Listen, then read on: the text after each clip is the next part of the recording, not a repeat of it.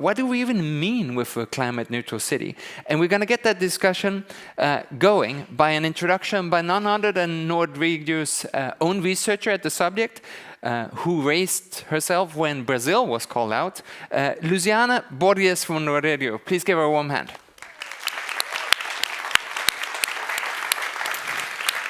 Thank you very much. Thanks, Matthias, and good morning, everyone. It's a pleasure to be here, and to give this short introduction to this panel discussion.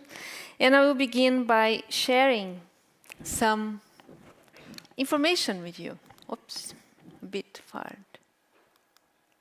Well, we all know that the world, half of the world's population is nowadays live in urban settlements. And according to the projections from United Nations, this share is going to increase around 68–70%, which means by 2050, which means that 7 out of 10 people might be living in cities in 2050. Research also shows that cities are responsible for 70% of the global resources and energy consumption, and also over 70% of global waste production.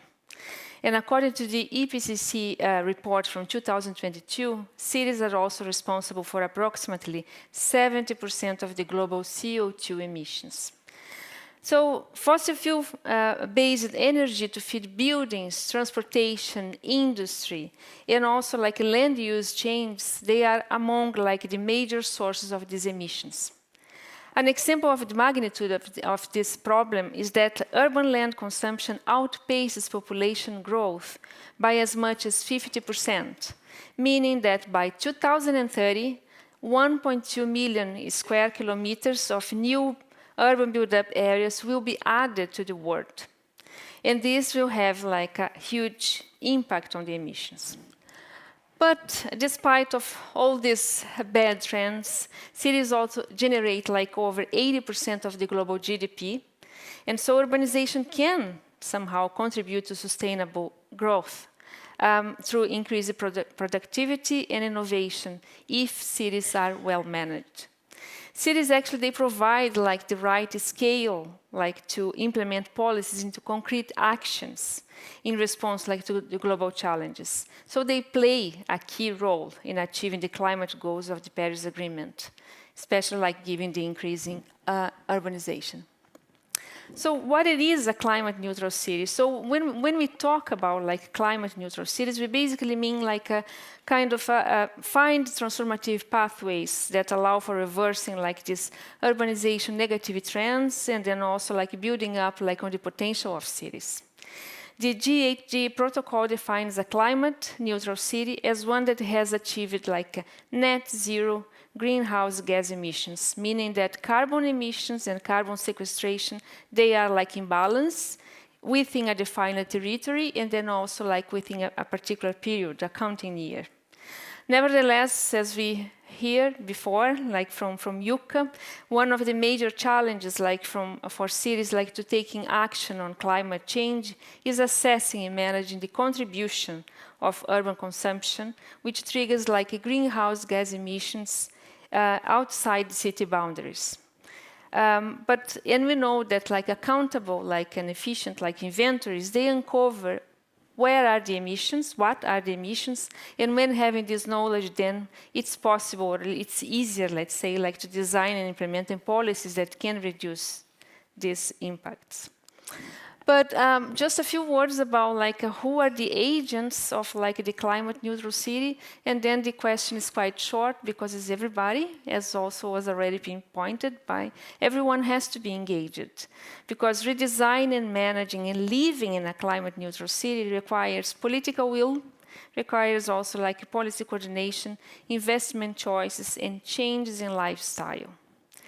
So national and local governments, they have an important role to play on that. And local governments, they are actually key actors, as they have a wide range of responsibility in land use planning. And you know that the physical form and land use patterns of today, they can be locked in for generations and then shaping unsustainable practices and increasing the emissions. So we need to be much more conscious and aware about how we plan, design, and live in our cities as well. I will finalize then like this a short introduction just by highlighting like few takeaways or like what is like the take on like a Nordic take on climate neutral cities. I do not disregard the challenges. They are like countless. We have like many challenges, like for example, with accounting flaws in accounting the emissions, and then also like misalignments in policies at different levels, as like national governments have been like with policies hurting very much like the actions at local level. But I think these 4 points, they kind of is a takeaway from the research that we are taking. One of them is like that the planning system, the governance, like the Nordic municipalities, they enjoy like a great autonomy to take decisions at local level. And this is not enough, yeah, but it is an added value and makes a difference, especially like comparing like with other planning systems in Europe. So we have like a kind of a good point in there. Another thing is that the Nordics have been like front runners in establishing like national networks to support municipalities in pursuing climate neutrality.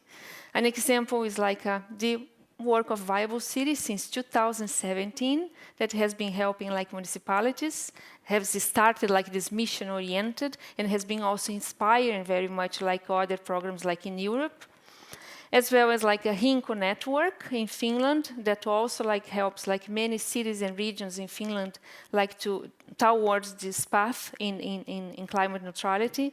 And they also hold like a very good account of the emissions of most of the municipalities in Finland. And as well like DK 2020 in Concito, like in Denmark. And today this has been like very much discussed, and today I think in Europe we have around like 15, but it began like basically here in the Nordics. Another thing that we learned like from our research that there is a great awareness of conflicting goals and trade-offs, and also like a willingness like to bring together like environmental goals with sustainable development, particularly like the SDGs. So there is like a kind of understanding that like social diseconomies, they can negatively like affect like the environment. Well, I think I will stop here. This is my message that I had for today, and I think I'm looking forward to the discussion. Yes, thank you.